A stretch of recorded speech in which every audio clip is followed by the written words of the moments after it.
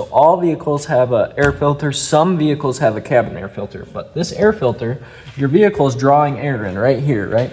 This is where all of the air that goes inside your engine, that does all the work inside your engine. Your intake pulls all your air in. So all of the air that's going into your engine is coming through here and traveling through your filter. If that filter is full, restricted, dirty, then your engine is getting a restricted airflow and it's like choked. It's choked off. It's fighting for air to breathe. It's fighting for air to push it out the back, and it forces it to run harder to get that air because your air filter is clogged. And I've actually seen air filters cause some crazy weird issues when they get really, really clogged and just don't let any air in.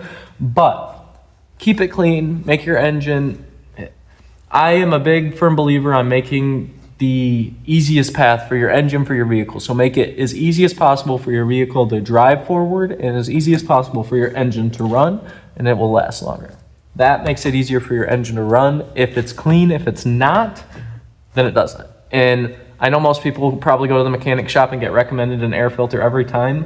For one, they're generally dirty. They get dirty really fast because, like I said, they're sucking external air. So you're sucking all this air from right here, all the dirt, all the debris, all the everything that you hit when you drive is going straight through that air filter. So they do go bad fast, but they're just they're a quick fix that can keep your engine running better.